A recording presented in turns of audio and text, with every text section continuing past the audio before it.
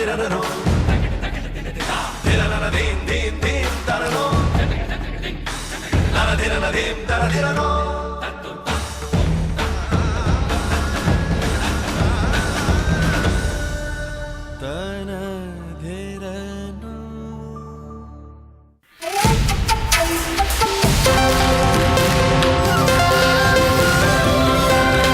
watching Bloomberg UTV.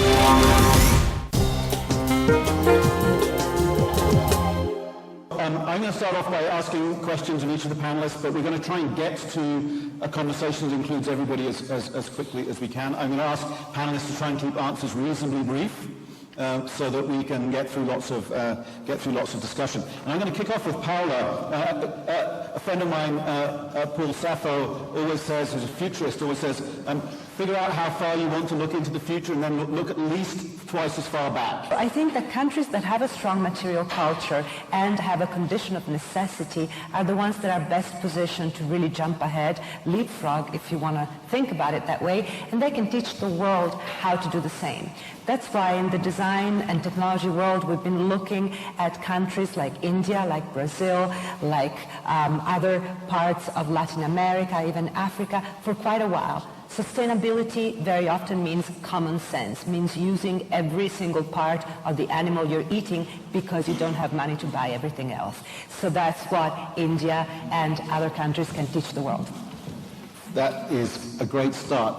I mean, I would say that India started out being known for services with companies such as Infosys, inventing the global delivery model, making a statement on a global scale. Today we are in a situation where, for example, Tata Motors with the Tata Nano has made a statement also in the engineering manufacturing space, which I think, at least for me, is like some other products from GE. A product that is relevant for India, is relevant for other emerging markets, and potentially also for... I think what is lacking is a consistent ecosystem that enables us to perform on a more uniform level. Today, if I look at suppliers that we're working with, you will find that the performance difference is orders of magnitude between companies like Bharat Forge that are able to easily compete on a global level, and then companies in the rest of the value chain.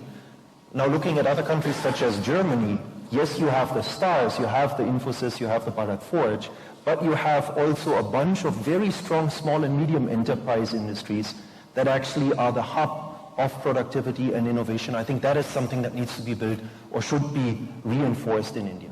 I see this as an asset and not a liability, because diversity is something that the world will be looking forward to, because we've been moving for many years, I think almost a century or two, with industrialization towards homogenization. And I think with new information access, we are going to move in the other direction, I believe. It will be local, and local possibilities for local utilization. So rather than export-oriented industry, the business is in China, the business is in India, the business is located in various places, and this can be delivered by services locally. And which means that the entire craft infrastructure, which is the micro industries, smaller than micro industries, can service many of these, and deliver it at very high quality, provided they're supported by knowledge and supported by information access and some amount of financial access. Right. This is the real opportunity that is there. Can you give us some insights of the differences you see between Silicon Valley and India in a place to be an entrepreneur? When a very famous serial bank robber was asked why he robs banks, he said that's where the money is. And so it takes about $500 million to invest in risk capital to do something like what we do. It's a very revolutionary product. And in the early days, the bets are less than even that you're going to come out ahead. And India will get there someday, but at the time that I got out, there was just not the kind of infrastructure that exists there. The other thing is, it's an ecosystem. It's not about an entrepreneur. It's an ecosystem that you need around you. The entrepreneur, in my case, being a technologist, understands the technology. But there's a lot more about business that I needed to learn. And that is just all around you organically in Silicon Valley because of the 30-year history of Silicon Valley, growing up with that culture. Will that happen in India? The answer is yes. I'm very hopeful it'll happen. Why am I hopeful it'll happen? India's always had what I would call the soft skills necessary for entrepreneurship. And that purely comes from, Paula, you just said that really well. When you have necessity, that's the mother of invention, right?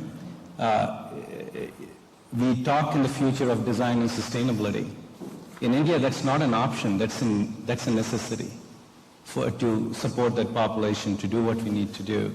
It's a very value-conscious culture, and the value-conscious culture says, I need the most for my money. And guess what? This false notion of sustainability being costing makes absolutely no sense. Think about it. Anything is more efficient and sustainable, the basic definition of that is you put in less of what you need and you get more of what you want. If that's what it is, why is it costing more than the inefficient things that take a lot more to put in and a lot less to get out? It may be in the technology cycle as you do it with anything else. In the early days it'll be expensive. But sustainability as an economic argument is just a false notion and a false framing of the problem. So India is moving in that direction, and because of the needs and wants as opposed to the supply, Indians by nature to survive are extremely creative. They're finding loopholes around systems to make things work. And that's part of the creativity that exists in India.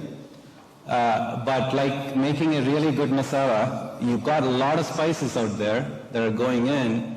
It's one of connecting all the dots and creating that ecosystem, which needs to happen. Venture capital, for example, does not exist in the true sense of the word in India. There are venture capital firms operating there, but they operate more like financiers as opposed to knowing how to grow a business. It's a very different. So there are a few pieces that need to connect the dots, but I see a very bright future.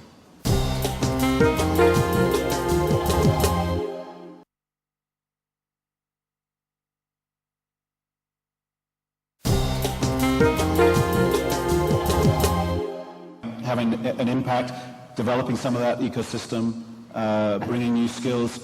Bill, tell us a little bit about Adobe Systems' experience, not only in India, but you have centers, R&D centers all over the world. I mean, what's your experience been of that process, and what do you think the impacts are of global companies like Adobe Systems moving into new markets like this? We think it adds a whole new dynamic to be able to bring in engineers and designers from all over the world. We have a big facility in Hungary and in Budapest, and we have 1,000 people in China, but by far our biggest facility is in India, where we have two that are both over 1,000. I did the math, about 20% of the Adobe employees are actually in India, and we are not just working on products, they're designing them from the very beginning, managing the product from a product management perspective. And we hope ultimately to design products for both the local market, but as well as the global market. And so we're really excited about what can be done by really getting much closer to the economy and much closer to the marketplace, and especially in India. And do you see these issues of the ecosystem not quite being able to support you in what you want to do, or? I think, clearly, especially in the software business in India and China, we have a huge problem with piracy. So I would look at that as part of the ecosystem problem and, sort of the intellectual property area. So there is that aspect of it, but in terms of getting the skill sets, that's been really great. Great.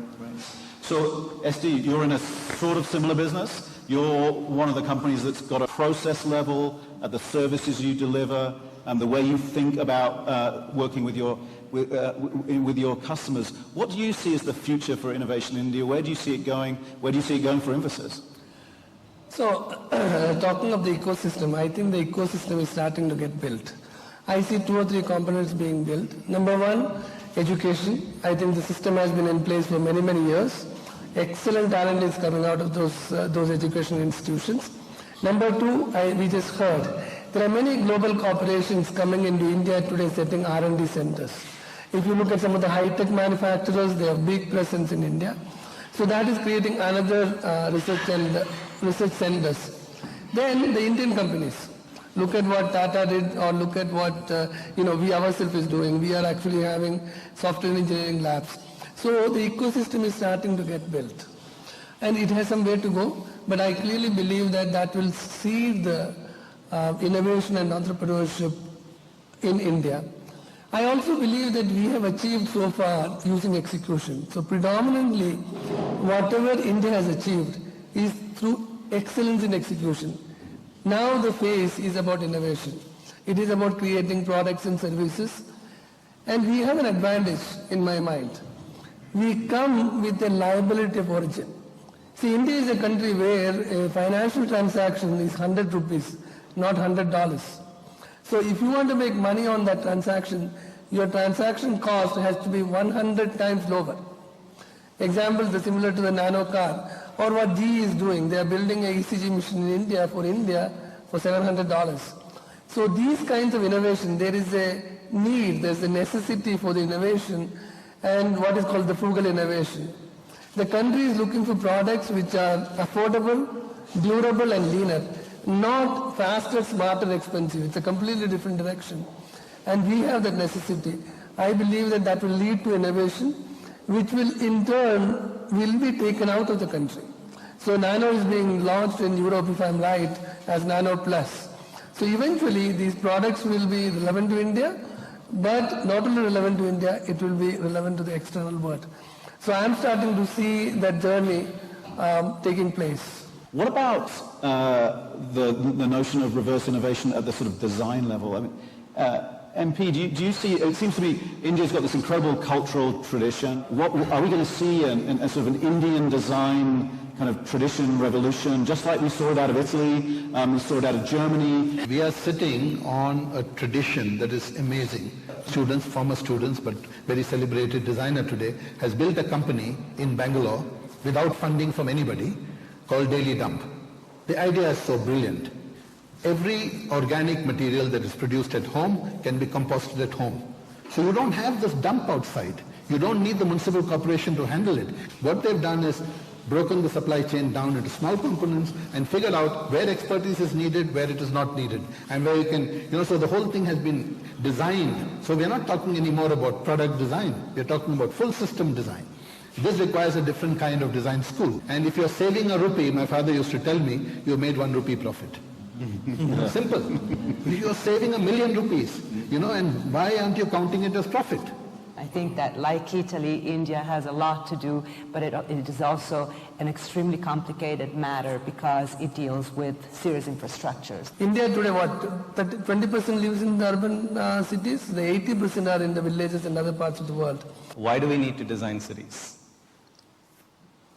Let's make the existing cities the way they are, but why do we need to design a city? Do you really believe that somebody living in a small town happily and voluntarily wants to move to a big city and live in a completely different environment if they had the option of having a better life where they live? The answer is no. Today we have IT access that can come anywhere as long as there's energy access, and a little town can be very profitable doing what they want to do and do what they need to do.